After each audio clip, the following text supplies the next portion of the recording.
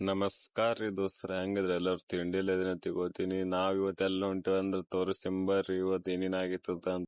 ಅಂಗಡಿಗೆ ಬಂದ್ ಬರೋಣ ನೀರ್ ತುಂಬ್ಕೊಳಕತ್ ಬಂದಿದೀವ್ರಿ. ನೀರ್ ಖಾಲಿ ಆಗಿದ್ವು, ಅದಕ್ಕೆ ಬಂದಿ ನೋಡ್ರಿ ತಿಂಡಿಲೆ.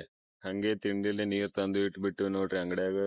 ಈಗೆಲ್ಲ ಬಂದೇವಂದ್ರ ತಿಂಡಿಲೆ ನಾಷ್ಟ ಮಾಡಕತ್ ಬಂದಿವ್ರಿ ದೋಸ್ತರ. ನೋಡ್ರಿ ಇಡ್ಲಿ, ವಡಾ, ಚಟ್ನಿ, ಸಾಂಬಾರ್ ತಿಂಡಿಲೆ ಕೊಟ್ಟಾರ, ಬರ್ರಿ ಮಾಡು.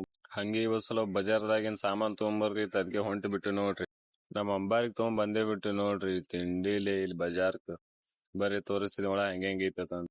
ನೋಡ್ರಿ ಇವ್ರ ಅಂಗಡಿ ಅಂತ ತಿಂಡಿಲೆ ದೊಡ್ಡದೈತಿ. ಇಲ್ಲೇ ಸಾಮಾನ್ ತೊಳಗ್ ಬಂದಿ ನೋಡ್ರಿ ನಾವು ಹೋಲ್ಸೇಲ್.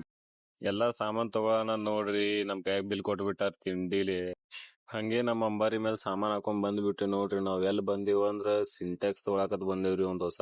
ಹಂಗೆ ಸಿಂಟ್ಯಾಕ್ಸ್ ಬಿಲ್ ಬಂದ್ಬಿಡ್ತ ನೋಡ್ರಿ ತಿಂಡಿಲೆ. ಎಲ್ಲಾ ನಮ್ಮ ಅಂಬಾರಿ ಮೇಲೆ ಹಾಕ್ಬಿಟ್ಟಿವಿ. ಈಗ ನಾವ್ ಹೊಂಟ್ ಬಿಟ್ಟು ನೋಡ್ರಿ ವಾಪಸ್ ನಮ್ ಅಂಗಡಿ ಕಡೆ ಬರ್ರಿ ಹೋಗಮ್.